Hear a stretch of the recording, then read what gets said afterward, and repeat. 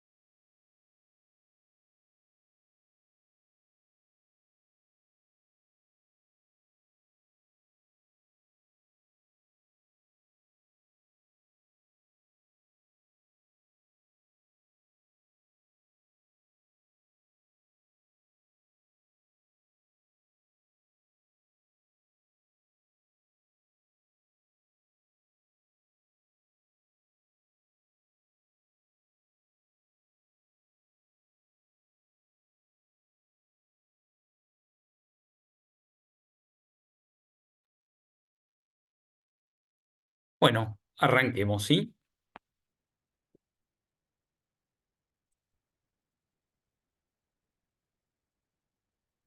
Bueno, buenas tardes a todos. Mi nombre es Diego López. Yo soy docente de la Cátedra de Toxicología de la Facultad de Medicina de la sede de Buenos Aires, de Fundación Barceló, ¿sí?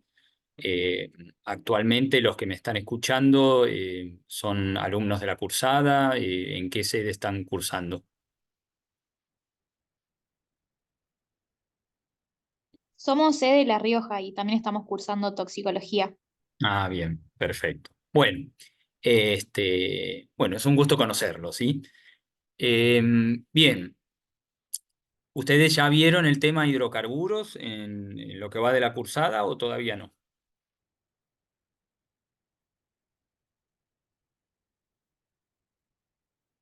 Sí, sí, ya vimos hidrocarburos. Bien, perfecto.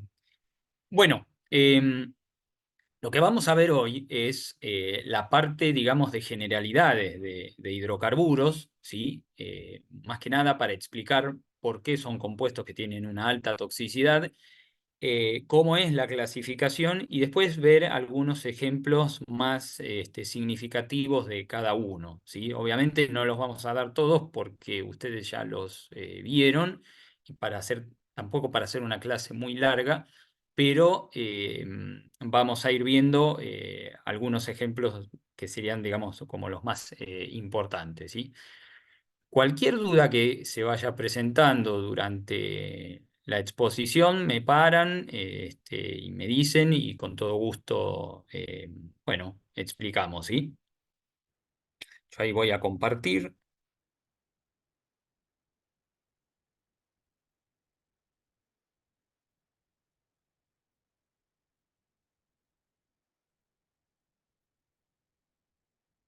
Díganme si se ve, ¿sí?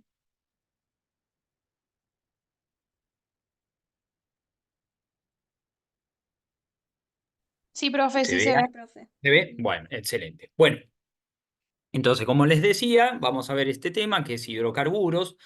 Un tema que a lo mejor, a ver, puede ser un poco largo, por ahí un poco difícil también, pero siempre hay que tener presente algunas características que obedecen a lo que es la generalidad de todos los hidrocarburos, como para poder entenderlos, ¿sí? En base a cuáles serían los órganos y sistemas que siempre vamos a ver comprometidos y después cuál es la particularidad de cada uno de ellos, ¿sí?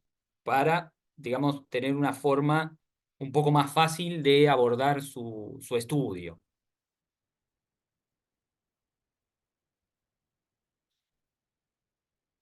Bien, entonces sabemos que los hidrocarburos son sustancias orgánicas, ¿sí? Que sean orgánicas quiere decir que van a estar constituidas principalmente por una estructura básica formada por átomos de carbono unidos a átomos de hidrógeno, ¿sí? La cantidad de átomos de carbono que puede tener un compuesto obviamente es muy variable porque tenemos hidrocarburos desde un solo átomo de carbono pasando por 20 o más cantidad, ¿sí? Pueden tener distinto origen, ¿sí? Muchos de ellos van a derivar del petróleo y del gas natural, y hay otros que son de origen vegetal, ¿sí? Como por ejemplo la trementina, tiene un origen en, digamos, lo que es proceso de producción a partir de lo que es el carbón vegetal. Y acá, como les decía antes, ¿sí? Son todos átomos de carbono que van a estar unidos entre sí. Después vamos a ver los tipos de uniones que los van a vincular y con los distintos tipos de estructuras, ¿sí? O sea, carbono e hidrógeno no va a faltar nunca. Después pueden tener añadidos otro tipo de átomos que son los que le van a brindar determinadas particularidades, no solo desde el punto de vista físico-químico, sino también desde el punto de vista clínico, ¿sí? Ahora, siempre hay que tener presente que los hidrocarburos los podemos encontrar ya en lo que es el producto de uso, tanto a nivel industrial como a nivel hogareño, en forma aislada o combinada. Es decir, que hay productos que pueden tener un solo tipo de hidrocarburos y hay otros que pueden tener dos o más tipos en combinación, ¿sí? Lo cual, eso siempre es importante a la hora de atender a un paciente que está intoxicado por uno de estos productos, porque al tener diferentes tipos de hidrocarburos, el cuadro clínico puede ser distinto, ¿sí? O sea, siempre es bueno, si, o sea, dentro de lo posible, si el paciente acude a la guardia con el envase del producto, obviamente ver la composición en la etiqueta, ¿sí? Las etiquetas, y ni que hablar, si estamos hablando de las hojas de seguridad, siempre tienen la composición, incluso no solo del principio activo, sino de los adyuvantes, lo cual para los médicos realmente es de gran ayuda porque uno va a poder, digamos, tener una mayor certeza del tipo de conducta terapéutica que va a tener para ese paciente, ¿sí? Los vamos a encontrar en todos los estados posibles de la materia. Es decir, hay hidrocarburos que van a estar en estado gaseoso, o sea, siempre teniendo presente la temperatura y la humedad ambiente, ¿sí? Entonces están los que se encuentran en estado gaseoso, los que están en estado líquido, desprendiendo vapores, y los que están en estado sólido, ¿sí? Van a ver que conforme aumente la cantidad de átomos de carbono que tenga un hidrocarburo, no solo que va a ir aumentando, perdón, va a ir disminuyendo la volatilidad, pero también vamos a tener que van a ir pasando de estado líquido a estado sólido, ¿sí? Esto otro también es muy importante, que es el hecho de que son liposolubles, ¿sí? O sea, todos tienen la particularidad de ser solubilizados en lípido y de disolver los lípidos. Lo cual desde el punto de vista médico es muy importante porque ya teniendo conocimiento de ese dato, sabemos que aquellos órganos y tejidos que tengan un alto contenido lipídico se van a ver especialmente afectados por los hidrocarburos. Entonces uno inmediatamente va a pensar en qué cosas: en sistema nervioso central, en hígado, en médula ósea, en tejido adiposo, etc. Lo que les decía antes son, o sea, si bien los vamos a encontrar en todos los estados, todos van a ser volátiles. Algunos van a ser más volátiles, otros menos, y como decía antes, es algo que obedece a la cantidad de átomos de carbono, ¿sí? Conforme vaya aumentando la cantidad de átomos de carbono, la volatilidad va a ir disminuyendo, ¿sí? Pero siempre van a estar desprendiendo, en mayor o menor medida, vapores. Lo cual también es importante porque eso ya habla de la vía de exposición, ¿sí? Obviamente que si tiene la capacidad de emitir vapores, una de las vías de ingreso y por lo tanto de absorción va a ser la vía respiratoria, ¿sí? Después, si además está en estado líquido, bueno, está la posibilidad de que haya ingesta y la absorción sea a nivel del tubo digestivo, o en esos casos, sumados a la liposolubilidad, pueda haber absorción a través de la piel, ¿sí?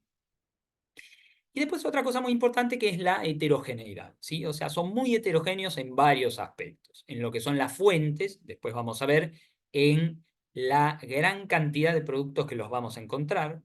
Heterogéneos en el cuadro clínico, porque desde neurotoxicidad, pasando por cardiotoxicidad, nefrotoxicidad, mielotoxicidad, y por lo tanto eso va a tener sus correspondientes signos y síntomas. Y también son muy heterogéneos, o sea, muy variables en lo que es la toxicocinética y la toxicodinámica, ¿sí? Que ahora vamos a ir desarrollándolo cada uno de estos puntos. Las fuentes que les decía antes, ¿sí? Principalmente, o quizás lo que más tenemos, o una de las formas que más tenemos a la mano, van a ser los combustibles, ¿sí? Todos los combustibles que utilizamos, los más frecuentes obviamente en el auto, son hidrocarburos, ¿sí? La nafta, el gasoil, ¿sí? En otra época, bueno, se utilizaba querosén, ¿sí? Como tienen la propiedad de ser desengrasantes, Profe, vamos a encontrar, sí, disculpe, ¿está pasando las diapos? y que no se ve. No, porque se quedó la primera. Uy, a ver,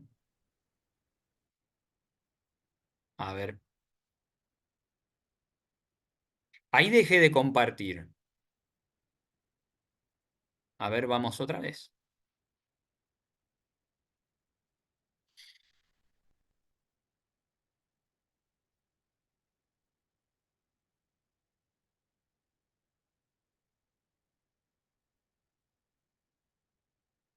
Ahí ven. Ahora sí. Bueno, ay, qué pena, esperen un segundo que... Bueno, habíamos empezado acá. ¿Cuál fue? La primera que vieron fue esta y la única, digamos. Sí, estaba trabada ahí. Bien. Bueno, pido disculpas. Bueno, acá es cuando hablábamos de lo que es la definición de un hidrocarburo, ¿sí? Acá las propiedades así muy generales, ¿sí? De si estaban aislados o combinados, en los estados que los podemos encontrar, la liposolubilidad y la volatilidad y la heterogeneidad de la que hablaba recién, ¿sí? En cuanto a las fuentes, bueno, hablábamos de que los vamos a encontrar en los combustibles, ¿sí? Por la acción desengrasante van a ser muy utilizados en lo que son desengrasantes industriales, pero también en productos de uso hogareño, ¿sí? Todos aquellos productos que tienen, digamos, la acción antigrasa, tienen algún hidrocarburo en la composición, ¿sí? Este otro también es muy importante, que es el de ser de propelente en los aerosoles, es decir, es el gas que está dentro del aerosol en alta presión y que es el que va a permitir que todo el producto que está dentro del envase salga, y por lo tanto le va a ser de vehículo al principio activo, digamos, mayor que hay en este tipo de productos, ¿sí? Pueden ser solventes de pintura, pueden ser extintores, o mejor dicho, van a formar parte de los extintores de incendio, los matafuegos, porque no todos los hidrocarburos son inflamables, ¿sí? Los vamos a encontrar como productos de combustión, entonces en el humo de cigarrillo, en los humos de incendio, en los humos de los motores, ¿sí? De los caños de escapes, los lustramuebles, demás productos para el automotor. Y esto es muy importante, que es la asociación con pesticidas, metales y alcoholes, lo cual médicamente siempre esto lo tenemos que tener presente, porque cuando haya intoxicación por alguno de estos productos, no hay que descartar de que la persona haya estado expuesta también a hidrocarburos, lo cual ya nos transformaría el cuadro en una intoxicación compleja. Porque vamos a tener, por ejemplo, la intoxicación por un pesticida, como pasaba con los órganos fosforados, y por el hidrocarburo que le actúa de vehículo. La clasificación principal se va a hacer según la estructura química, ¿sí? Entonces lo vamos a dividir en estos tres: los hidrocarburos alifáticos, los cíclicos y los derivados. Los alifáticos son los hidrocarburos lineales, ¿sí? O de cadena abierta. Es decir, que vamos a encontrar una cantidad variable de carbonos unidos por distintos tipos de enlace, pero que presentan dos extremos libres, ¿sí? Como este que se ve acá abajo. Y a su vez, estos se dividen en los que son de cadena corta, es decir, los que tienen hasta 4 átomos de carbono, ¿sí? Con estos ejemplos que son los más característicos, el metano y etano, que tienen 1 y 2 átomos de carbono respectivamente, y son los que se encuentran en el gas natural, ¿sí? El gas de red que se usa a nivel doméstico. Propano y butano son ya gases envasados y tienen 3 y 4 átomos de carbono. O sea, todos estos, los que de cadena corta, los vamos a encontrar en estado gaseoso, ¿sí? Los de cadena intermedia, que tienen de 5 a 16 átomos de carbono, estos ya van a ser líquidos, y el ejemplo más característico es el N-hexano, que después lo vamos a ver. Los de cadena larga, que son los que ya tienen de 17 átomos de carbono en adelante y se encuentran en estado sólido, ¿sí? Siendo un ejemplo la parafina, que es la que se utiliza para la fabricación de velas, ¿sí? Como estos tres tipos tienen los carbonos enlazados por uniones simples, ¿sí? Se los va a llamar alcanos, ¿sí? Los alquenos son los que tienen en la estructura algún doble enlace entre carbonos, ¿sí? Entonces el ejemplo sería el etileno, muy usado para lo que es la fabricación de, por ejemplo, bolsas de residuos, ¿sí? Que en la bolsa de residuos el componente principal va a ser el polietileno, justamente porque el etileno tiene la capacidad de polimerizarse, es decir, de unirse muchas moléculas de sí mismo, formando una molécula mucho más grande, pero con un solo tipo de unidad constitucional, ¿sí? Y el 1,3 butadieno, que se utiliza mucho en la fabricación del caucho para lo que son las cubiertas de automóviles, ¿sí? De manera tal que estamos hablando acá de exposiciones de tipo laboral. Y los alquinos son los que tienen algún enlace triple, ¿sí? Como el caso del acetileno, que se va a utilizar mucho para lo que es la fabricación de plástico y también tiene la capacidad de polimerizarse. Después vamos a tener los cíclicos, como se ve acá, en el cual, digamos, la estructura se forma por la unión de los extremos libres. Entonces van a formar esto que es un ciclo o una cadena, digamos, sin extremos, ¿sí? Dentro de los cuales vamos a encontrar los tres más importantes o los más característicos, que son el benceno, el tolueno y el sileno, que estos son insaturados, ¿sí? Son insaturados porque tienen en alguna parte, o sea, no todos los carbonos, sino algunos van a estar unidos por enlaces dobles, ¿sí? En este caso va a tener 3 enlaces dobles. Este que se ve acá son distintas formas de representar al benceno, que tiene 6 átomos de carbono. Y después tenemos el benzol, que es una mezcla de los tres tipos que hablé recién, ¿sí? En su composición principal, 75% de benceno, 15% de tolueno y un 10% de xileno aproximadamente. Después vamos a tener los destilados del petróleo, que son mezclas de hidrocarburos cíclicos e hidrocarburos lineales o alifáticos, ¿sí? Son los combustibles que hablábamos antes, ¿sí? La nafta, el gasoil, la benzina, el querosén, que vamos a hacer una mención sobre todo de la nafta. Y después van a estar los derivados, que los vamos a dividir en estos dos tipos. Los halogenados, que son aquellos que, a ver, pueden ser cíclicos o lineales, pero pueden tener, o van a tener, mejor dicho, por lo menos algún átomo de algún halógeno, que son estos que están acá en el grupo 17 de la tabla periódica, ¿sí? O sea, o tiene flúor, cloro, bromo, yodo, ¿sí? Que eso le va a dar ya una serie de propiedades diferentes a la de las otras, aumentando la toxicidad. Por ejemplo, para lo que es el hígado. Y después están los nitro y aminoderivados, que son los que van a tener en la estructura algún grupo amino o grupo nitro, ¿sí? Que también vamos a ver ya a lo último. Dentro de los halogenados, bueno, la lista es bastante grande, pero algunos ya son bastante conocidos, seguramente ya lo vieron en la cursada, por ejemplo, el tetracloruro de carbono, el cloroformo, ¿sí? El diclorometano, que este es muy importante por los productos que se generan luego de la metabolización o lo que es la biotransformación a nivel hepático, ¿sí? Que después lo vamos a ver. Y de los nitro y aminoderivados, bueno, el nitrobenceno y las anilinas, ¿sí? La anilina es el aminobenceno, también muy importante en lo que son intoxicaciones en el ámbito laboral.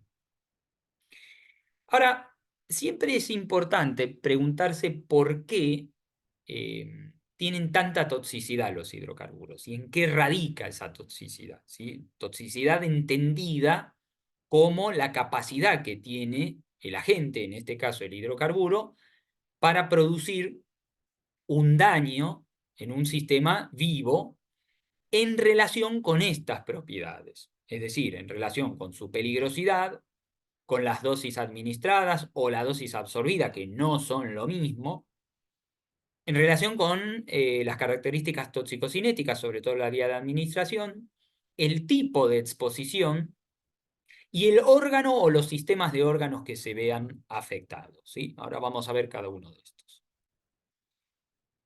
En cuanto a la peligrosidad, hace referencia a la capacidad que la gente tiene para generar el daño, independientemente de la posibilidad de estar expuesto, ¿sí? Y esa peligrosidad está en relación con la estructura, ¿sí? La estructura química, o sea, con esa estructura formada por átomos de carbono en combinación con los hidrógenos, ¿sí? Esa estructura le va a conferir a la sustancia una serie de propiedades físico-químicas que van a ser en parte responsables de la toxicidad, ¿sí? Que son básicamente la solubilidad, ¿sí? Lo que habíamos dicho antes, son sustancias liposolubles y esa liposolubilidad irá aumentando conforme aumente la cantidad de carbonos. Y esto es importante porque eso lo que va a determinar es la, digamos, poder llegar a tener una alta concentración en los tejidos con alto contenido lipídico. Entonces eso va a justificar, por ejemplo, la neurotoxicidad, ¿sí? La volatilidad, y esto lo que permite más que nada es el ingreso por vía inhalatoria, ¿sí? Si es un líquido que está emitiendo vapores, digamos, cuando hay alta humedad y temperatura ambiente, bueno, esos vapores son los que van a ingresar por la vía inhalatoria y por lo tanto por esa vía será por la que se intoxique la persona, ¿sí? Después está esta otra propiedad que es la viscosidad cinemática, ¿sí? Que tiene que ver con, digamos, la velocidad con que puede, digamos, extenderse una sustancia en estado líquido, ¿sí? O sea, es como decir cuánto más o menos espeso es una sustancia, ¿sí? Cuanto más viscoso sea, va a ser más espeso y por lo tanto el desplazamiento sobre esa superficie va a ser más lento, ¿sí? Es como decir que si es menos viscoso, es más líquido y por lo tanto puede recorrer en la unidad de tiempo una distancia mayor, ¿sí? Y esta es una propiedad que se relaciona con esta otra propiedad que sigue, que es la tensión superficial, ¿sí? Entendida como la cohesión interna, o sea, la fuerza que mantiene unidas a las moléculas de una determinada sustancia. Entonces, cuanto mayor sea la tensión superficial, mayor va a ser la fuerza que mantiene unida a esas moléculas y por lo tanto pueden de esa manera formar, por ejemplo, una gota, ¿sí? Una gota de la sustancia. Ahora, cuando la tensión superficial disminuye, eso va a permitir que las moléculas comiencen a dispersarse y a separarse, y si a eso se le suma la baja viscosidad, digamos, eso lo que va a permitir es que el hidrocarburo pueda tener una cobertura, una mayor superficie, ¿sí? Entonces, esto es importante porque es lo que va a determinar el riesgo de broncoaspiración, ¿sí? Es decir, aquellos hidrocarburos que tienen una baja viscosidad y una baja tensión superficial, obviamente tendrán un mayor riesgo para ser broncoaspirados y por lo tanto generar, por ejemplo, una neumonitis química, ¿sí? Y después está la inflamabilidad y la explosividad, que bueno, no son propiedades que generen un mecanismo específico de acción de los hidrocarburos, pero actuarían más que nada en forma inespecífica, ya que la inflamabilidad hace referencia a la capacidad de arder y generar llama, y por lo tanto pueden quemar en el caso de que se prenda fuego, y la explosividad con la capacidad que tienen de liberar en forma abrupta una cantidad de energía muy elevada y generar también lesiones por explosión. La dosis administrada y la dosis absorbida no son lo mismo, ¿sí? La dosis absorbida es la cantidad de agente que va a ingresar al organismo, por la vía que sea, ¿sí? Oral, inhalatoria o cutánea, en la unidad de tiempo, que en muchos casos no es lo mismo que la dosis a la que estuvo expuesta la persona, ¿sí? Eso vamos a ver, por ejemplo, con el caso del benceno. El benceno puede ingresar por vía inhalatoria, pero se calcula que aproximadamente un 20% de la dosis que, digamos, a la que estuvo expuesta la persona va a terminar saliendo en la expiración. O sea, ingresa por vía inhalatoria, un 20% se elimina por esa misma vía y no llega ni siquiera al hígado, que es donde se termina biotransformando, ¿sí? Esto va a determinar también lo que es la dosis umbral, es decir, aquella cantidad por debajo de la cual no se va a producir, por más de que esté expuesta la persona, no se va a producir ningún tipo de efecto lesivo. Y también me va a poder definir estos tres conceptos, ¿sí? CMP quiere decir concentración máxima permitida, es decir, la concentración a la cual una persona va a estar o puede estar expuesta durante una jornada de trabajo de 8 horas en forma reiterada de lunes a viernes y en la mayoría de los casos no sufrir ningún tipo de efecto lesivo, ¿sí? O sea, esto se utiliza más que nada para lo que serían los efectos crónicos de una sustancia, tanto de hidrocarburos como de cualquier otro tipo de sustancia química, ¿sí? La concentración máxima permitida, CPT, quiere decir concentración para cortos periodos de tiempo. Es decir, la dosis a la cual puede estar expuesta una persona, pero sin superar una determinada cantidad de tiempo. Por ejemplo, no más de 15 minutos, porque se vio que pasados esos 15 minutos puede generar ya efectos agudos, ¿sí? O sea, la CMP es más que nada para exposición crónica y la CMP para cortos periodos de tiempo es para exposiciones agudas. Y después está esta última, que es la CMP-C, C viene de ceiling, que quiere decir techo en inglés o tope, ¿sí?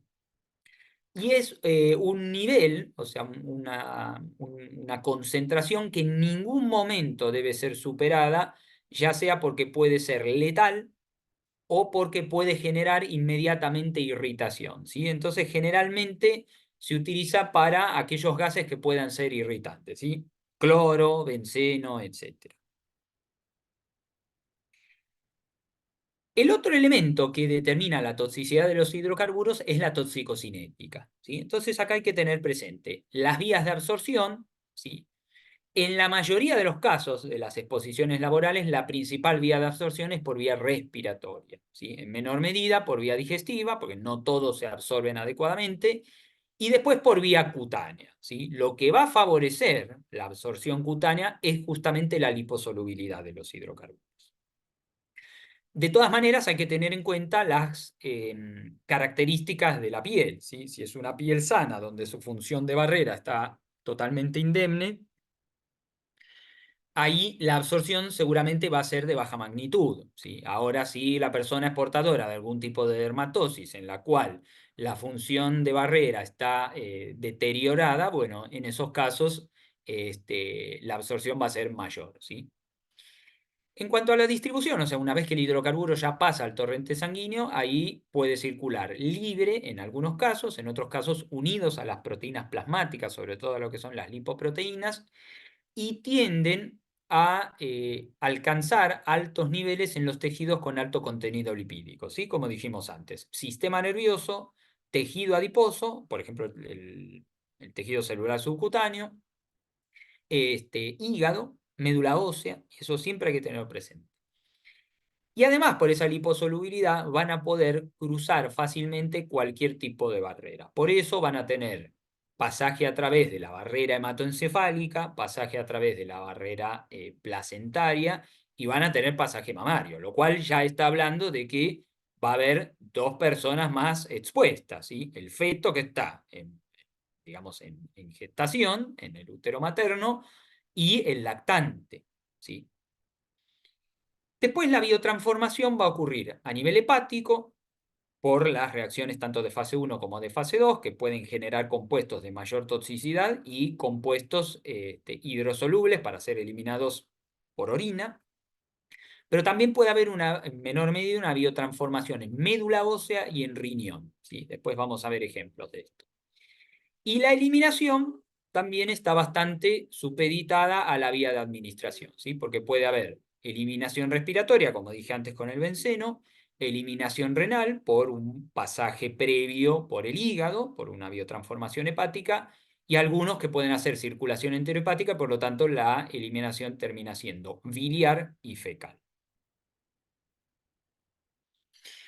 El tipo de exposición también va a ser muy importante, ¿sí? Porque vamos a tener una exposición que puede ser aguda, es decir, una exposición única de corta duración a un nivel elevado de la sustancia, ¿sí? Que terminan generando cuadros de evolución rápida y en algunos casos terminan siendo fatales, ¿sí? Acuérdense que por definición la exposición aguda es aquella que ocurre en un término menor a 24 horas, ¿sí? Y después tenemos las exposiciones crónicas, o sea, las agudas serían más que nada los accidentes de trabajo, ¿sí? Y las crónicas son propias de las enfermedades profesionales. ¿Por qué? Porque son exposiciones que se dan en forma reiterada, o sea, día tras día, durante 8 horas o más por día, sostenidas en el tiempo, si uno tiene en consideración la antigüedad de esa persona en ese lugar de trabajo, y a dosis bajas de la sustancia, de manera tal que en lo agudo no van a producir manifestaciones, ¿sí? Pero con el correr del tiempo sí. O sea que el cuadro va a ser de evolución lenta. Acá tranquilamente ingresarían, por ejemplo, lo que son los cánceres laborales, ¿sí? ¿Hay hidrocarburos cancerígenos? Hay muchos, ¿sí? Y después, por último, en cuanto a lo que son los determinantes de la toxicidad, vamos a tener el tipo de órgano o de sistemas de órganos que se van a ver afectados, que es muy amplio en los hidrocarburos, ¿sí? Obviamente la piel se puede ver afectada, ¿sí? ¿Por qué? Porque si hablamos de que son compuestos liposolubles, eso ya va a generar cierto efecto irritante, ¿sí? Entonces podemos desarrollar dermatitis de contacto irritativo para lo que serían las exposiciones agudas, o un eczema crónico para exposiciones de menor cuantía, pero de mayor tiempo de duración, ¿sí? A nivel respiratorio, puede haber ahí una exposición, ya sea a los gases o al líquido porque se broncoaspiró, ¿sí? Entonces puede provocar toda una irritación de la vía aérea, puede provocar edema agudo de pulmón, tanto con el gas como con el líquido, o el distrés respiratorio con hemorragias intraalveolares, ¿sí? A nivel del sistema nervioso central, bueno, los hidrocarburos son depresores del sistema nervioso central, ¿sí? Esto quiere decir depresión por la depresión del sistema nervioso y no por la enfermedad psiquiátrica que sería la depresión mayor, ¿sí? La muerte asociada a la depresión de determinadas áreas del sistema nervioso, ¿sí? Por ejemplo, la depresión del centro respiratorio, que lleva a un paro respiratorio y la persona termina muriendo de una asfixia, ¿sí? Por una falta de ventilación. Y los trastornos neuroconductuales que se dan en las exposiciones crónicas.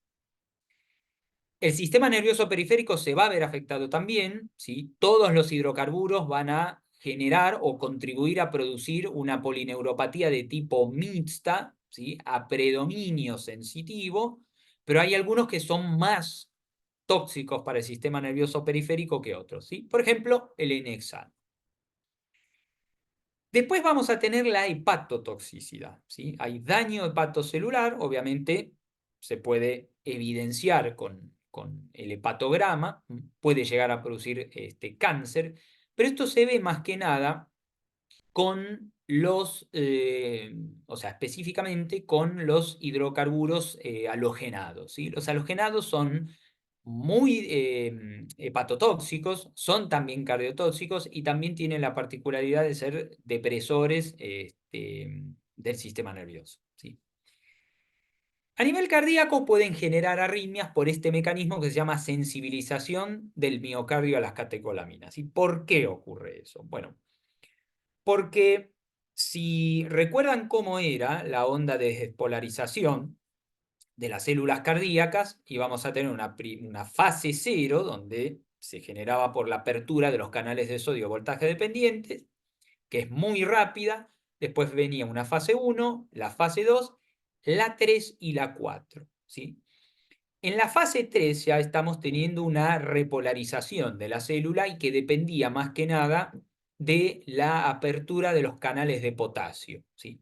Los hidrocarburos tienen la particularidad de poder bloquear estos canales de potasio de la fase de repolarización, que es lo que hace que pueda aumentar la actividad que ya de por sí tienen las catecolaminas, que básicamente va a ser el aumento de la irritabilidad de las células cardíacas y el aumento del automatismo, ¿sí? O sea que en eso, en este bloqueo de estos canales va a radicar la sensibilización a las catecolaminas por parte de los hidrocarburos. Después a nivel renal pueden generar acidosis tubular renal distal, o sea, ya estamos hablando de un compromiso distal de la nefrona, ejemplo característico va a ser el tolueno, o por un compromiso proximal, como se genera con los hidrocarburos halogenados, ¿sí? Por ejemplo, el tetracloruro de carbono. Por supuesto, en los dos casos puede desencadenar o derivar en una insuficiencia renal, ¿sí? Y después a nivel reproductor y fetal podemos tener disminución de la fertilidad tanto masculina como femenina, o sea, no escapa ninguno de los dos a los efectos sobre la fertilidad. Y en la mujer embarazada, los abortos espontáneos y las malformaciones fetales, ¿sí? Son teratogénicos. Recuerden que había dicho antes que tienen la capacidad de cruzar la placenta. Y después tenemos también mielotoxicidad, ¿sí? Por el efecto que algunos, sobre todo algunos cíclicos, pueden tener a nivel de la médula ósea, generando aplasia medular, leucemias, linfomas y los efectos que van a tener, sobre todo la anilina, en la hemoglobina como un agente oxidante, ¿sí? Productor de metahemoglobina. Y después la acción cancerígena, ¿sí? Algunos son cancerígenos del grupo 1, ¿sí? De la clasificación de la IARC, o sea, cancerígenos comprobados para el hombre, y hay otros que pueden ser del grupo 2, ¿sí? Después vamos a ver algunos casos. Bien, y ahora pasamos a algunos casos particulares, ¿sí? Ejemplos de hidrocarburos, como para poner en práctica todo lo que vine diciendo hasta el momento. Diciendo hasta el momento. Bueno, el N-hexano, ¿sí? El N-hexano es un hidrocarburo muy importante generador de patologías ocupacionales, ¿sí? De patologías laborales. Es un ejemplo de hidrocarburo lineal de cadena intermedia, porque va a tener 6 átomos de carbono, de manera tal que lo vamos a encontrar en estado líquido, desprendiendo vapores. Por lo tanto, la principal vía de exposición en el ámbito laboral es la vía inhalatoria, ¿sí? Dentro de las fuentes, bueno, les puse acá algunas y dentro de ellas las más importantes son la fabricación de pegamentos, porque el N-hexano le va a dar la particularidad al pegamento de poder secar rápidamente, ¿sí? Lo cual, obviamente, para el proceso industrial tiene ciertas ventajas porque puede, digamos, permitir aumentar lo que es el ritmo de producción, etcétera, etcétera. Y en una industria donde se utiliza mucho es en lo que es la fabricación de calzado, ¿sí? Por eso, después vamos a ver que puede producir un tipo de enfermedad profesional que es la parálisis del calzado, no solo porque está asociada a la fabricación de calzado, sino también porque va a afectar las partes distales de las extremidades, ¿sí? Tanto de los miembros superiores como de los miembros inferiores, ¿sí? Entonces puede generar dos tipos de cuadros clínicos. Aquel que es por exposición aguda, donde va a haber una depresión del sistema nervioso central, que vendría a ser el famoso accidente de trabajo, ¿sí? Hubo una exposición muy rápida, de corta duración, a una dosis muy elevada. Y en la exposición crónica, entre otras cosas, la polineuropatía periférica que les dije recién, la parálisis del calzado. La absorción va a ser por vía inhalatoria, en menor medida por vía oral, ahí ya no obedecería tanto a una etiología accidental, sino más que nada a una forma de tipo intencional. Se va a absorber poco por la piel y llega a tener alta concentración en el sistema nervioso central por la liposolubilidad, ¿sí? Esto es muy importante, que es el metabolismo a nivel del hígado, ¿sí? Sufre un metabolismo por el citocromo P450, generando este metabolito que se llama 2,5-oxanediona, ¿sí? Que tiene una toxicidad mayor para los nervios periféricos. O sea, este tranquilamente vendría a ser un ejemplo de activación metabólica.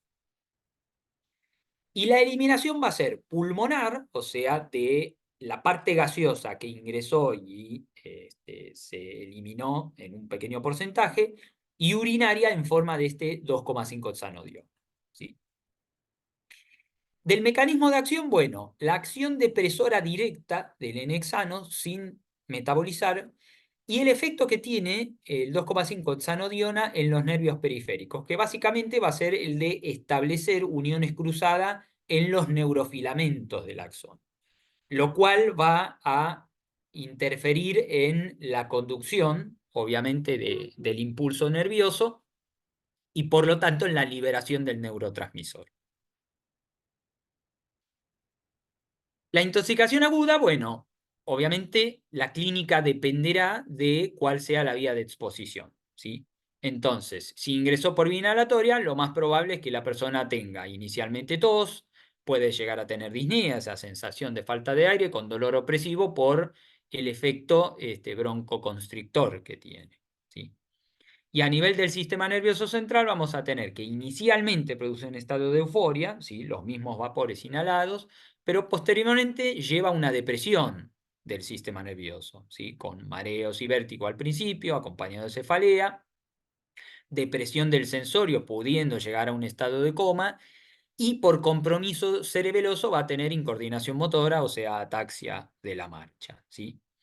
Se ha visto en algunos casos, no es de lo más frecuente, pero puede llegar a tener alteración de la visión de los colores, ¿sí? Por las alteraciones en la transmisión del nervio, en la neurotransmisión a nivel del nervio óptico. Y la intoxicación crónica, que es la más importante en el ámbito laboral, se va a suceder cuando la persona está expuesta a un nivel por encima de las 50 partes por millón, ¿sí? Las 50 partes por millón sería la concentración máxima permitida.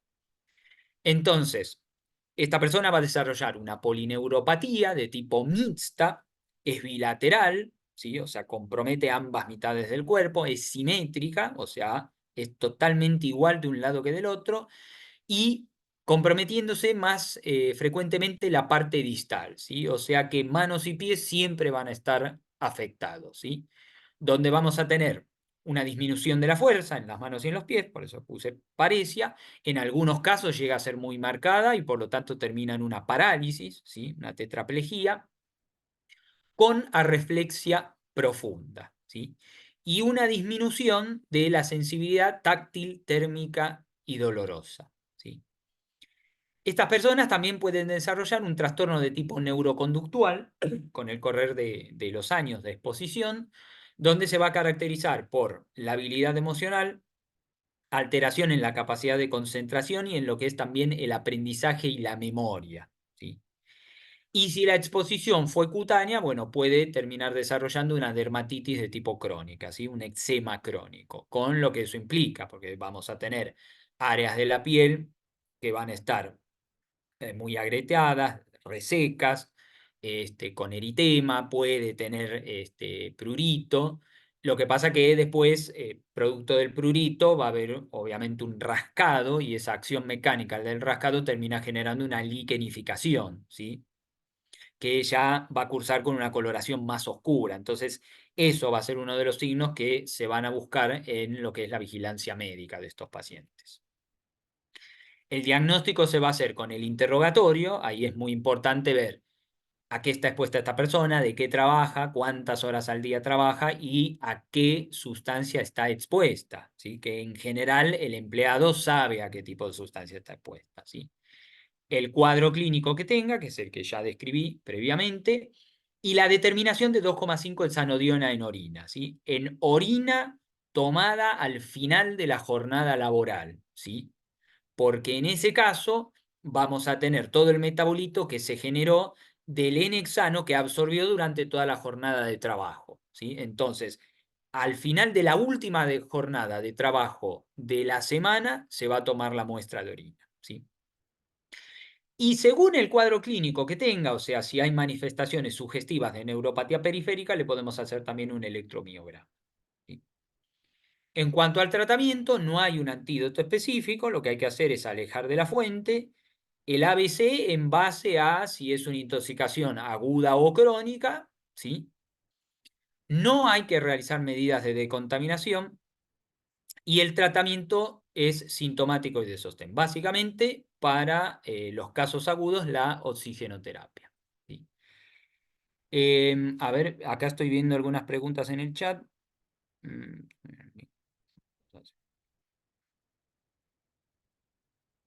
El link estaba subido, tengo entendido, desde hace unos días ya. Bueno, al margen de eso.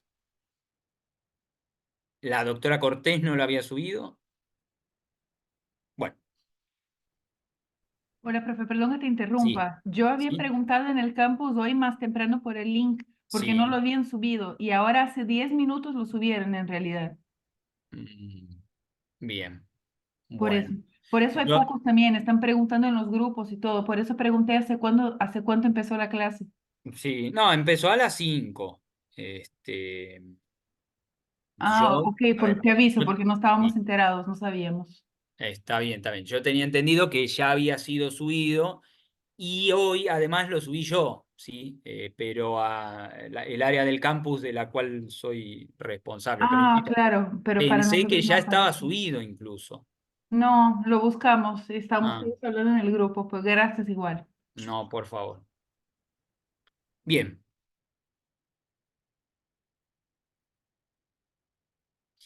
Bien, y el examen periódico laboral, es decir, que una persona, a ver, siempre tengan presente lo siguiente, sobre todo los que hacen toxicología laboral y medicina del trabajo, no vamos a esperar a que el empleado se enferme, sino que directamente hay que andar haciéndole una vigilancia. Es decir, que cada determinada cantidad de tiempo, que pueden ser 6 meses o puede ser un año o lo que sea, siempre dependiendo a qué agente está expuesto, se lo va a citar, ¿sí? La aseguradora de riesgo de trabajo lo va a citar y le va a hacer un examen físico y algunos exámenes complementarios dependiendo a qué agente esté expuesto, ¿sí? En el caso del examen periódico laboral para alguien expuesto al N-hexano, si está expuesto a una concentración máxima permitida de 50 partes por millón, se dice que es un nivel seguro, donde muy probablemente no desarrolle ningún tipo de enfermedad crónica, ¿sí? Pero semestralmente a estas personas se le va a tomar una muestra de orina para determinar qué cantidad de 2,5 hexanodiona tiene, ¿sí? Y esto que está acá, que es el IB, el índice biológico de exposición, tiene que ser de 0,4 miligramos por litro. Es decir, que si tiene ese nivel en sangre, perdón, ese nivel de 2,5 hexanodiona en orina, quiere decir que está expuesto a un nivel seguro de N-hexano y que muy probablemente no va a enfermar. Si el nivel diera más alto, es porque la concentración máxima permitida estaría superando las 50 partes por millón y ya es un nivel de riesgo para desarrollar neuropatía periférica y los trastornos de tipo neuroconductuales. Y anualmente, o sea que esta persona termina yendo 2 veces al año, ¿sí? O sea, 2 veces al año se le determina, se le toma la muestra de orina para buscar el metabolito y una vez al año se le va a hacer el examen clínico en consultorio, o sea, con orientación neurológica para ver si no tiene ningún signo que sugiera una neuropatía periférica y si de ese examen llegamos a encontrar alguno de los signos de alarma, como puede ser alguna paresia o que tenga mialgias, calambres, fatigas y parestesias, ahí se le realiza el electromiograma para ver cómo es la conducción nerviosa a nivel periférico. Bien, ¿alguna duda del N-hexano? No, profe. Muy bien. Bien, ahora de los destilados del petróleo, estos son muy importantes justamente por que acá, digamos, van a tallar dos de las propiedades físico-químicas que les dije antes que pueden llevar a la broncoaspiración, ¿sí? A ver, los destilados del petróleo van a ser tóxicos para el sistema gastrointestinal, son tóxicos para el sistema neurológico, ¿sí? Tienen toxicidad cardíaca y tienen específicamente una toxicidad respiratoria, ¿sí? Pero justamente por esa capacidad que tienen para ser broncoaspirados. Y eso radica en estas dos propiedades, ¿sí? Lo que les dije antes, la baja tensión superficial, donde eso va a permitir que las moléculas que constituyen a la sustancia se dispersen, y la baja viscosidad, que va a permitir una mayor velocidad de extensión sobre la superficie con la que tomen contacto, ¿sí? Si tomaron contacto con la superficie respiratoria, por ejemplo, la persona ya sea que durante la ingesta o durante el vómito alguna que otra gota llegó a la laringe, ahí ya directamente va a seguir todo el camino de la vía aérea, pudiendo llegar hasta los sacos alveolares. La toxicodinamia es bastante variada, ¿sí? Porque por un lado va a tener un efecto irritante local, ¿sí? Ese efecto irritante local va a estar dado justamente por la liposolubilidad. Y esto es importante, ¿por qué? Porque si la persona broncoaspiró esa acción irritante sobre las paredes de la vía aérea, lo que va a desencadenar es una reacción inflamatoria, ¿sí? Y eso a su vez va a generar dos consecuencias. Si se infiltra, o si hay un infiltrado inflamatorio en la pared de la vía aérea, eso lo que va a provocar es un engrosamiento estrechando el calibre, ¿sí? Y eso lo que genera es un aumento de la resistencia al flujo aéreo. Pero también ese proceso inflamatorio va a llevar a un aumento en la producción de moco, ¿sí? O sea que va a haber broncorrea, o sea que vamos a tener más cantidad de secreción mucosa en la vía aérea, aumentando todavía más la resistencia al flujo aéreo, de manera tal que esto lo que va a determinar es que contribuya al desarrollo de una insuficiencia respiratoria. También va a haber una inhibición de la producción de surfactante, lo cual va a llevar al colapso de algunos sacos alveolares. Entonces ese sector ya del parénquima pulmonar va a quedar sin ventilación, ¿sí? De manera tal que va a contribuir eso también al desarrollo de insuficiencia respiratoria. Y después también hay que tener presente que esa misma acción irritante se genera en la barrera alveolocapilar, ¿sí? Lesionándola, de manera tal que eso inicialmente va a aumentar la permeabilidad, permitiendo la extravasación de líquido con desarrollo de edema alveolar, y si la lesión incluso llega a la pared del capilar y aumentaría la permeabilidad del mismo, ya ahí puede haber hemorragia intraalveolar, ¿sí? O sea que todo ese mecanismo es el que termina generando la insuficiencia respiratoria que se ve en las neumonitis químicas de tipo broncoaspirativa, ¿sí? Después, el que se absorba a nivel de tubo digestivo puede generar daño a nivel hepático con infiltración grasa, porque va a haber una disminución de la conjugación de los lípidos con las lipoproteínas a nivel de los hepatocitos. La sensibilización miocárdica a las catecolaminas con riesgo de arritmia, que ya hablamos antes del mecanismo, y puede haber un grado de hemólisis, ¿sí? Y hay que tener cuidado con esta hemólisis, ¿por qué? Porque al romperse los eritrocitos se va a liberar hemoglobina. Si la hemoglobina obviamente está en sangre en una concentración muy elevada, producto de esta hemólisis, puede filtrar a nivel glomerular y en el pH ácido intratubular terminaría, digamos, obstruyendo la luz tubular y generando atrofia por presión de las células del epitelio tubular con desarrollo de la insuficiencia renal.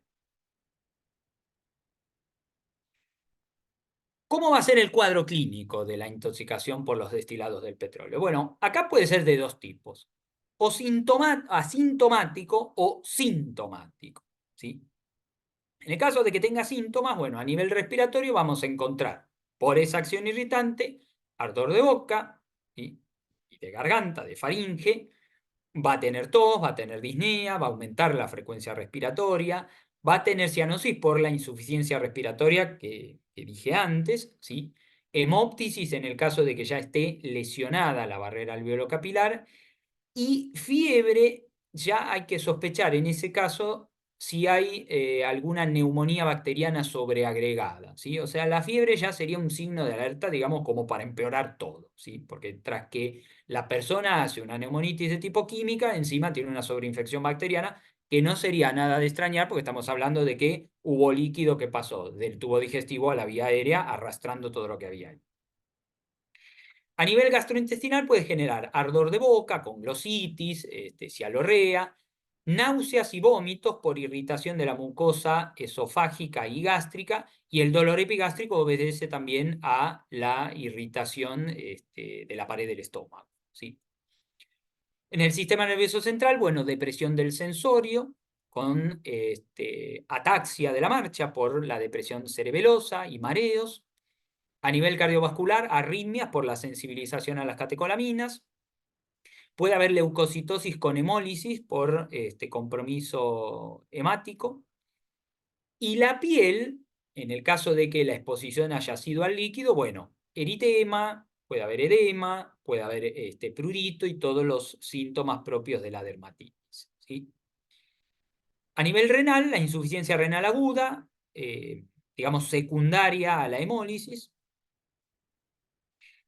Y desde el punto de vista clínico, dependiendo qué tipo de manifestaciones tenga, la podemos dividir en tres tipos, ¿sí? El cuadro leve, cuando son las manifestaciones de compromiso del tubo digestivo, porque ahí no llegó a haber todavía broncoaspiración, entonces va a tener náuseas, vómitos, tos. Los cuadros moderados, donde a las manifestaciones digestivas ya se le puede agregar fiebre, dificultad respiratoria leve, pero no por compromiso pulmonar, sino por compromiso laríngeo, ¿sí? O sea, está teniendo una irritación de la mucosa de la laringe, que es la que va a generar la tos, obviamente una tos de tipo irritativa, y la sensación de falta de aire, ¿sí? Y los cuadros severos son los que ya se van a caracterizar por el compromiso neurológico y la broncoaspiración, ¿sí? Tengan presente que el compromiso neurológico también va a ser secundario a las alteraciones del perfil gasométrico como consecuencia de la insuficiencia respiratoria, ¿sí? Y el diagnóstico se va a hacer con el interrogatorio, como en toda intoxicación, el cuadro clínico, el electrocardiograma con monitoreo. ¿Por qué les digo esto? Porque muchas veces la persona al ingreso en la guardia puede tener un electrocardiograma sin ningún tipo de particularidad, pero resulta que al rato termina siendo la arritmia, ¿sí? Entonces esa persona, siempre que quede en observación, va a quedar con monitoreo electrocardiográfico continuo. La radiografía de tórax va a ser muy importante porque ahí lo que vamos a ver son los signos propios de la broncoaspiración, ¿sí? Los infiltrados basales, los periliares, las condensaciones propias de la atelectasia y, por supuesto, la toma de muestra de sangre arterial para hacerle una gasometría que me va a poner de manifiesto la insuficiencia respiratoria y el hemograma para ver si tiene algún grado de hemólisis. Esperen que prendo la luz porque acá ya se está haciendo de noche.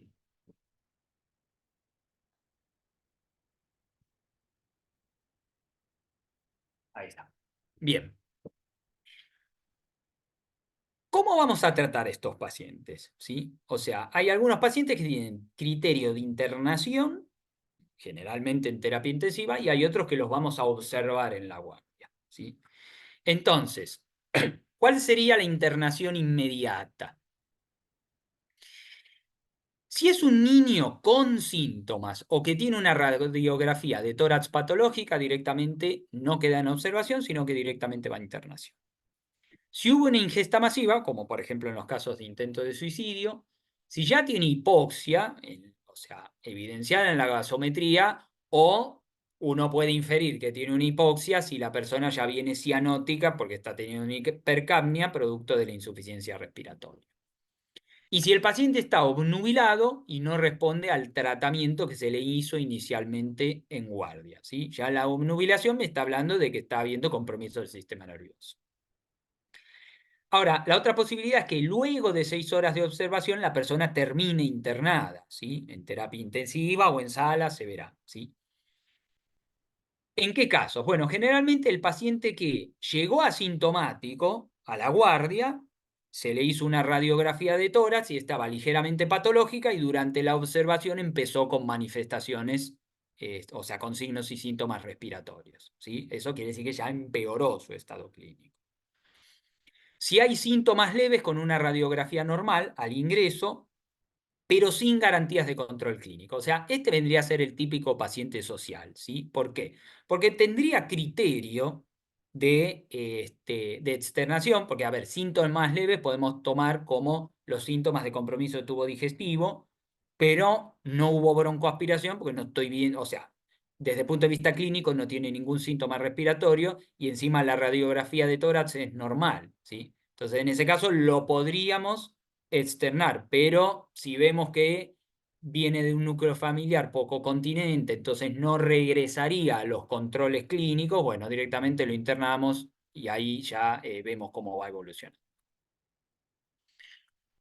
Ahora, ¿cómo va a ser el tratamiento en estos casos? Si es un paciente asintomático, se lo observa en guardia, se le hace la placa de tórax al ingreso con el monitoreo electrocardiográfico y pasadas 6 o 8 horas se le hace otra placa para ver cómo evoluciona. Si esta sigue sin cambio, se le puede dar el alta. Si son pacientes con síntomas neurológicos o respiratorios, directamente se va a internar en terapia intensiva, ¿sí? Se lo pateamos al terapista. Sí, sí, ¿alguien quería preguntar algo? Bien. Entonces, vamos a hacer lo que es la decontaminación en seco y húmedo, es decir, si la persona se intoxicó porque tuvo contacto cutáneo con el hidrocarburo en estado líquido y viene con la ropa empapada, obviamente esa ropa va a ser una fuente de exposición. Entonces hay que quitarle toda esa ropa, por eso se llama en seco, y en húmedo porque después le vamos a hacer la ducha de arrastre, ¿sí? Ahí siempre tengan presente que va a estar más o menos unos 20 minutos bajo el chorro de agua sin fregarlo, ¿sí? Se le puede echar jabón líquido porque ayuda a liberar todo lo que sea liposoluble, pero no hay que fregarlo porque eso puede favorecer la absorción. Monitoreo electrocardiográfico continuo, oxigenoterapia, tengan presente que es las intoxicaciones por hidrocarburos no tienen antídoto, ¿sí? En los casos de que haya signos de neumonía bacteriana sobreagregada, se le dará el tratamiento antibiótico correspondiente y las nebulizaciones con broncodilatadores, ¿sí? Salbutamol, porque una de las cosas que dijimos era que justamente al tener un infiltrado inflamatorio en la pared de la vía aérea, eso también favorece el broncoespasmo, ¿sí? Ahora, los corticoides los puse entre signos de pregunta porque algunos dicen, bueno, no hay que dar corticoides porque es un riesgo, y otros dicen, bueno, hay que darle corticoides porque tienen un efecto beneficioso importante.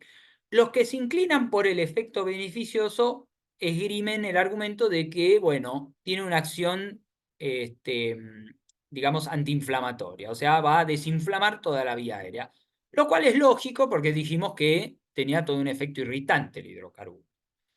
El problema es que el corticoide aumenta, por una cuestión de función fisiológica normal, la cantidad de receptores de catecolaminas en el miocardio. Y dijimos anteriormente que los hidrocarburos aumentaban la sensibilización miocárdica a las catecolaminas. Entonces está la otra mitad de la biblioteca que dice, bueno, darle corticoides implicaría incurrir en el riesgo de que termine siendo una arritmia, ¿sí? Entonces, mucho cuidado con eso, ¿sí?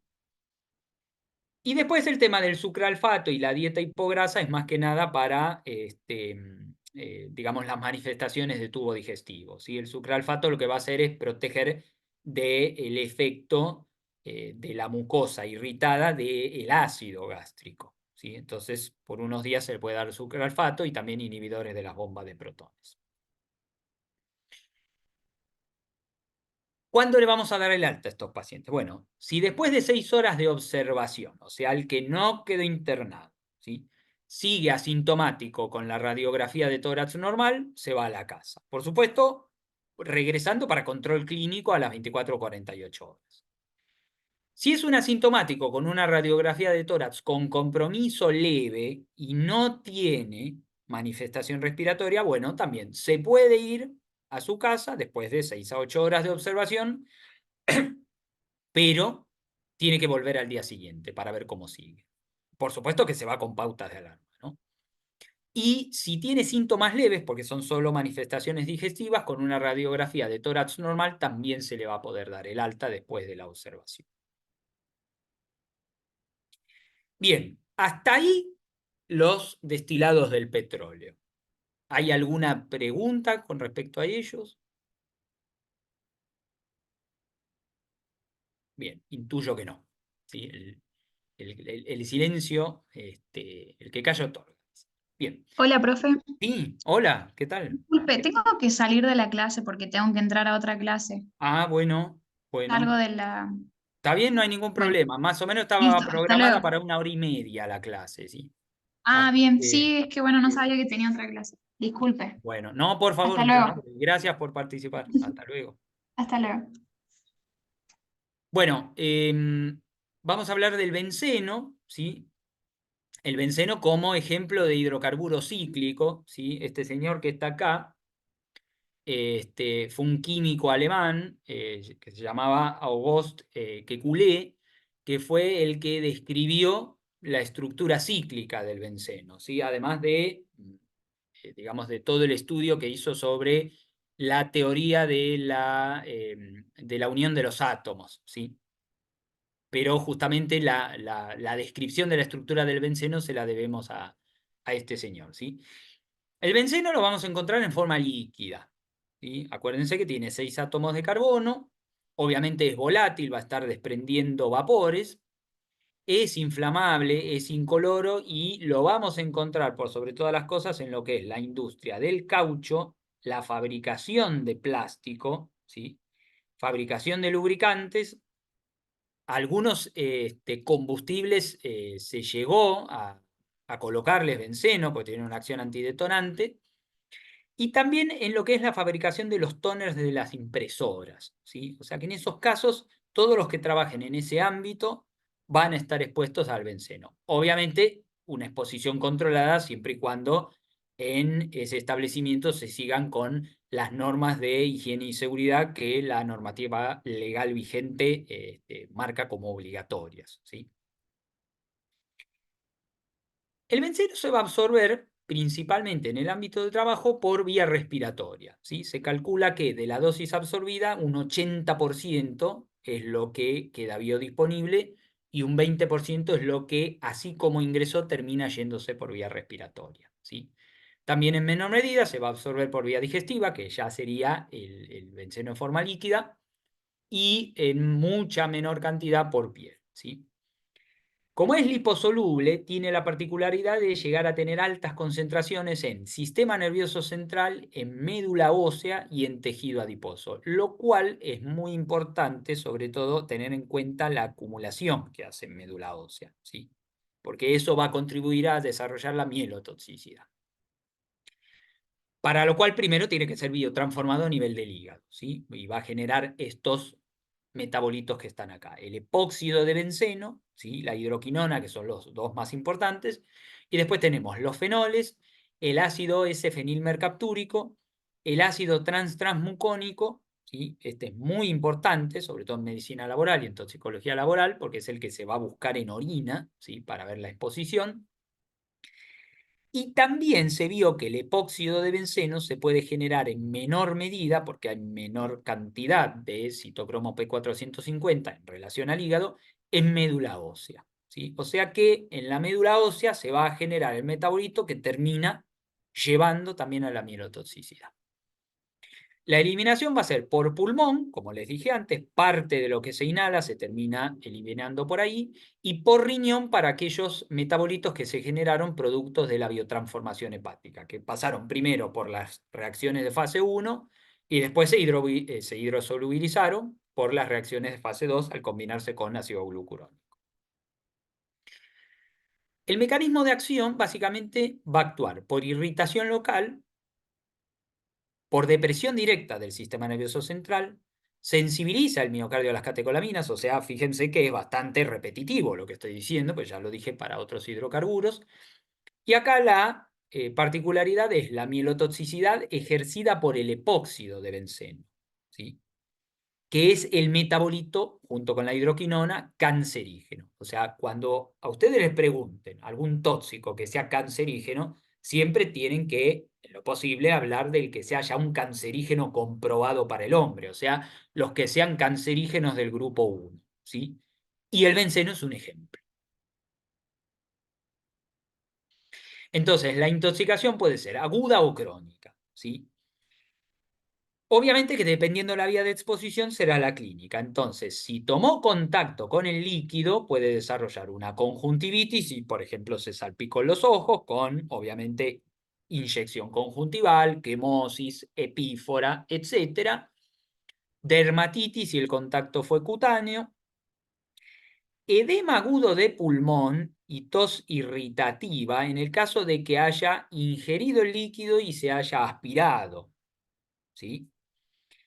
Y la depresión del sistema nervioso central se da con dosis altas de la exposición a los vapores, ¿sí? O sea que este ya sería más que una enfermedad profesional, sería un accidente de trabajo, ¿sí?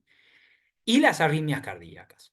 Básicamente, por sensibilización miocárdica a las catecolaminas, puede hacer una taquicardia ventricular y eso derivar en una fibrilación ventricular con muerte, si obviamente no tiene un DEA, o sea, un desfibrilador a mano, ¿sí?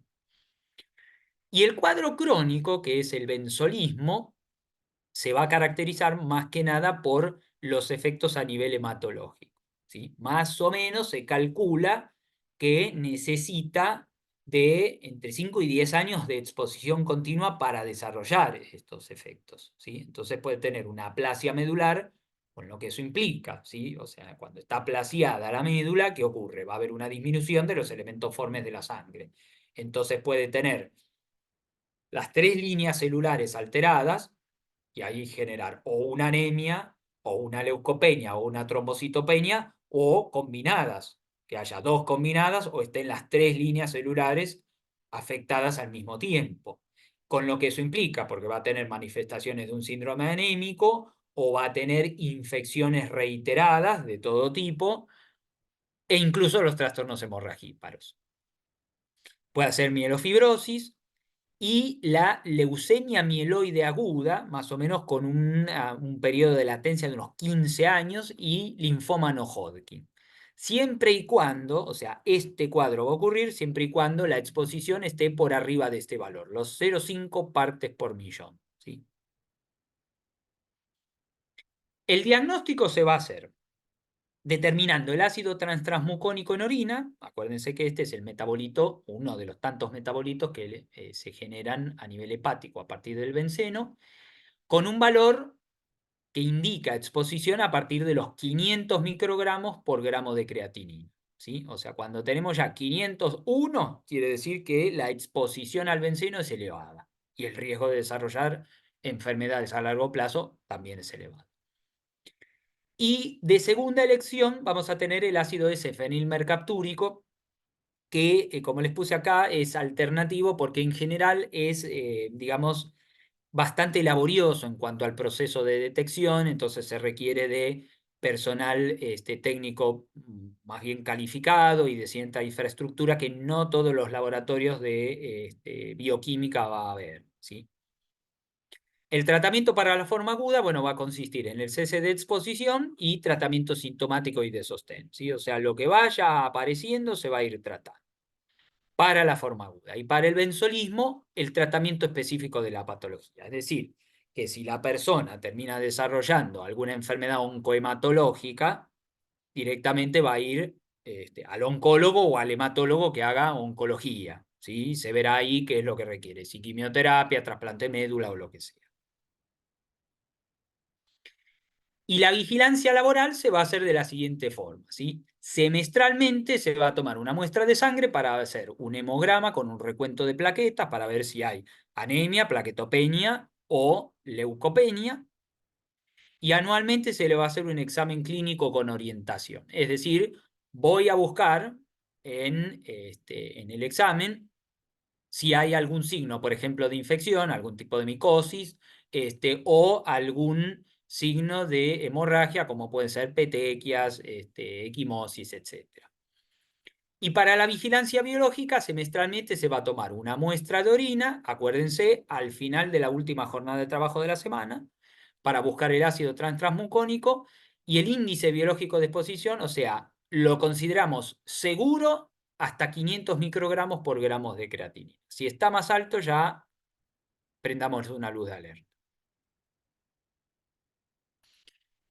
Bueno, como ejemplo de hidrocarburo halogenado, vamos a tener el cloruro de metilo, ¿sí? O diclorometano. Este es muy importante porque tiene la particularidad de ser muy volátil, ¿sí? Entonces, al ser muy volátil, ya me habla de que principal vía de absorción va a ser la vía respiratoria, ¿sí?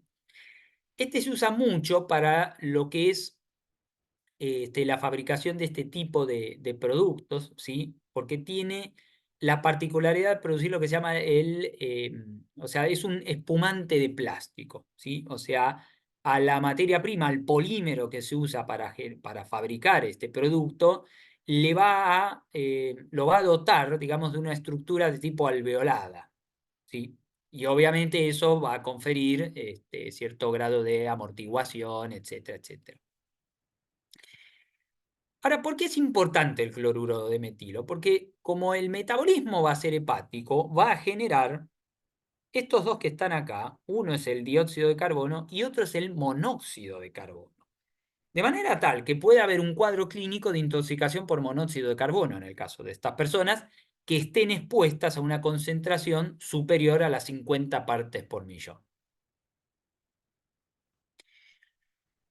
El cuadro clínico en la exposición aguda al gas, bueno, se va a caracterizar por cefalea, náuseas, vómitos, puede haber hemólisis en muy baja medida y depresión del sistema nervioso central, en el caso de que la exposición haya sido muy elevada, y las manifestaciones propias de la intoxicación por monóxido de carbono, que calculo que ya habrán visto en la cursada el monóxido. Acuérdense que cursaba con cefalea de tipo pulsátil, los vómitos en chorro, obviamente el deterioro del sensorio, la disminución de la movilidad por el efecto que tenía sobre la mioglobina, el monóxido de carbono, etcétera, etcétera. El diagnóstico, bueno, no difiere del de otras intoxicaciones, lo único que en este caso le vamos a hacer un hemograma, porque dijimos que podía provocar hemólisis, y vamos a determinar la carboxiemoglobina. Acuérdense que en una persona en condiciones normales puede tener hasta un 5% de carboxiemoglobina, ¿sí? Si es fumador, podrá tener entre 7 y 10, y ya por arriba de ese nivel hay que pensar en intoxicación, siempre y cuando no estemos hablando, por ejemplo, de un fumador. El tratamiento va a ser la decontaminación en seco y húmedo, si hubo exposición al líquido, va a ser internado en terapia intensiva, con oxigenoterapia, después se verá que si requiere con máscara, con reservorio o bigotera o lo que sea, monitoreo electrocardiográfico continuo durante 36 horas y también tratamiento sintomático y de sostén, y acá le sumamos el tratamiento de la intoxicación por monóxido de carbono en base a, primero, la clínica que tenga el paciente y segundo, el nivel de carboxihemoglobina, ¿sí? Por eso en algunos casos, y es bueno recordarlo, puede tener criterios de cámara hiperbárica, ¿sí? Los criterios de cámara hiperbárica eran paciente que no tenga síntomas, pero un nivel de carboxihemoglobina que supere el 20%. Si es una paciente embarazada, bueno, ni que hablar, ya sea que tenga el nivel que sea de carboxihemoglobina, porque recuerden que el monóxido de carbono, por un lado, atraviesa la placenta y por otro lado tiene muchísima más afinidad por la hemoglobina fetal que por la hemoglobina del adulto, ¿sí? De manera tal que quien la va a pasar peor va a ser el feto. Si hay manifestaciones neurológicas, que en estos casos siempre, si hay manifestaciones cardíacas, por ejemplo, que tengo una precordialgia, que en ese caso primero lo que hay que hacer es estabilizarlo desde el punto de vista cardíaco y después va a ingresar a la cámara. Y si hubiera acidosis metabólica grave que ya no corrige con el tratamiento. La vigilancia médica se va a hacer con el examen clínico anual y con una determinación de carboxihemoglobina cada 6 meses. ¿Sí? Que ahí le tiene que dar, obviamente, en un nivel bajo, ¿sí? Tiene que ser menor al 3%. Y por último, como ejemplo en este caso de los nitro y aminoderivados, que era el último grupo de los hidrocarburos, vamos a tener la anilina, ¿sí? La anilina tiene esta estructura, o sea, es un anillo de benceno que tiene unido un grupo amino, por eso esto se llama aminobenceno. La anilina es un líquido oleoso, o sea, es más bien aceitoso, es incoloro, ¿sí? Uno siempre estuvo creído de que la anilina, decía, bueno, anilina sirve para teñir, entonces es algo de color. No, en realidad la anilina es un hidrocarburo incoloro y después se le agregan otras cosas para que tenga color, ¿sí? Y tiene la particularidad de ser inflamable y de baja volatilidad, ¿sí? Entonces eso es importante porque acá ya vamos a tener un hidrocarburo que en un ámbito laboral su principal vía de ingreso no va a ser la vía respiratoria, sino que principalmente se va a absorber por vía cutánea, ¿sí? La fuente es, bueno, todo lo que se utilice para teñir o pintar algo, ¿sí? Pinturas, tintas, tintura de cabello, fungicida porque, bueno, tuvo una utilización médica en algún momento. La principal vía de exposición, lo que les decía antes, va a ser la vía cutánea, ¿sí? Acuérdense que es un producto liposoluble, entonces todo lo que sea liposoluble tiene una absorción favorecida a nivel de la piel, ¿sí? Y acá hay que hay que prestar atención a lo que es el metabolismo, ¿sí? La biotransformación hepática. ¿Por qué? Porque inicialmente va a ser sustrato del citocromo P450 y va a generar este metabolito que se llama fenilhidroxialamina y este otro que es el nitrobenceno. ¿Qué particularidad tienen estos metabolitos? Bueno, básicamente dos. Primero que son agentes oxidantes, entonces pueden generar metahemoglobinemia, o sea que ya ahí agregamos la clínica de otro tipo de intoxicación. Y por otro lado son cancerígenos, ¿sí? Son dos cancerígenos y dos agentes metahemoglobinizantes.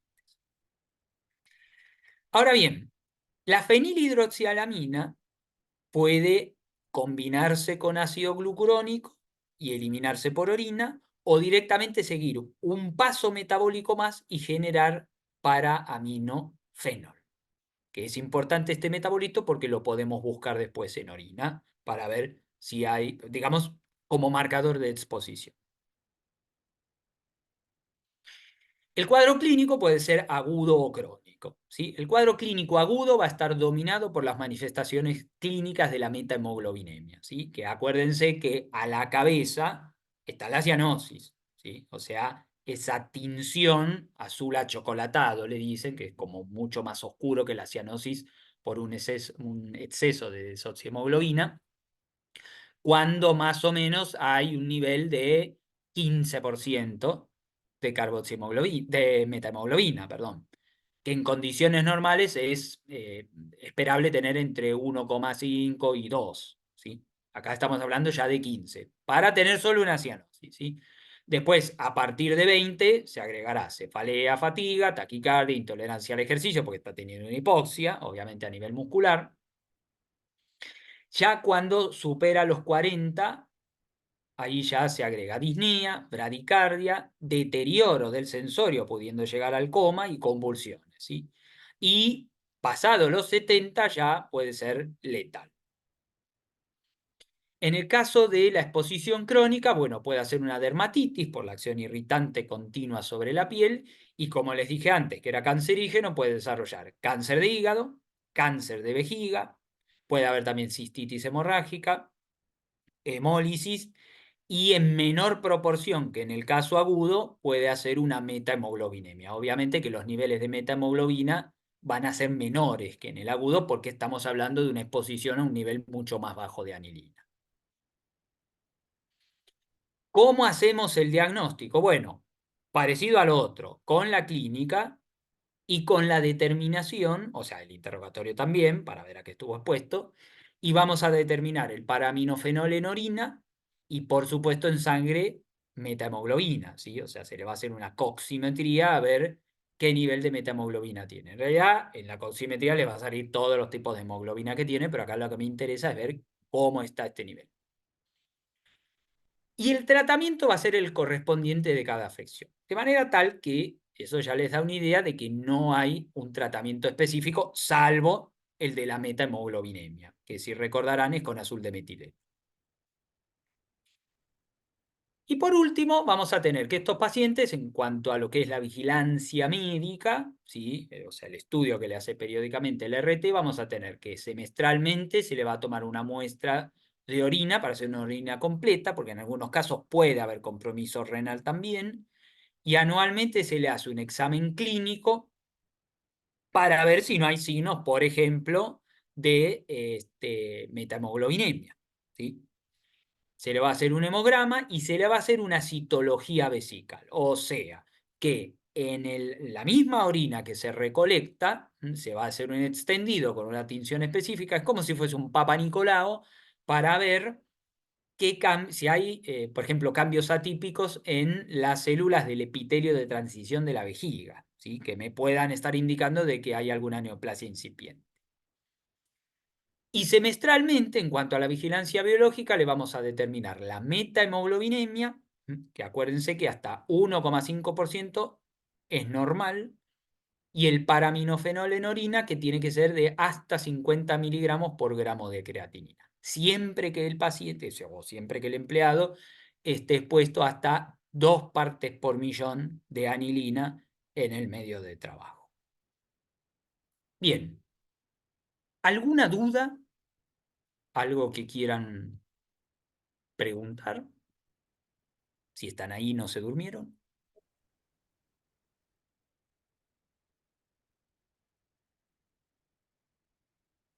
Es un tema complejo, hidrocarburos. Yo sé que a la mayoría de las personas no les gusta, pero en el caso de que nos dediquemos a lo que es medicina interna y ni que hablar a la toxicología, son temas que hay que tenerlos muy presentes porque, por lo que dije antes, la variedad de productos en las que lo encontramos es bastante amplia y ni que hablar si nos dedicamos a la medicina del trabajo y a la toxicología laboral, ¿sí? En esos casos es un tema que lo tenemos que tener muy fresco y saber manejarlo muy bien. Así que bueno. Bueno, acá me Doctor, dicen que no ¿cada tienen cuánto preguntas. dijo que son los controles? ¿De cuál de todos? ¿El último? El último tenés semestral, ¿sí? Para la determinación. Vos siempre tenés presente lo siguiente: todo lo que sea cancerígeno se va a controlar cada 6 meses, ¿sí? Por lo menos buscar lo que son los marcadores de exposición. Para la anilina, vas a buscar el paraminofenol cada 6 meses en orina. Y el control clínico, o sea, ir al consultorio para buscar signos, por ejemplo, de metahemoglobinемia, ese se hace en forma anual. O sea, una vez al año va a ver al médico al consultorio y 2 veces al año va a sacarse la muestra de sangre y de orina, ¿sí? Sangre para metahemoglobina y orina para el paraminofenol. Gracias. Un placer. A ver, esperen porque tengo el chat cerrado. Bien. Bueno. Bueno, ¿ninguna duda más?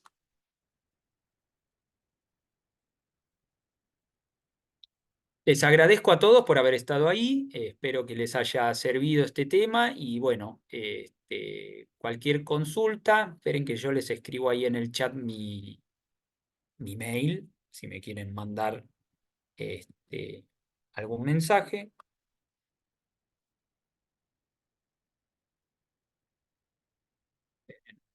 Ahí,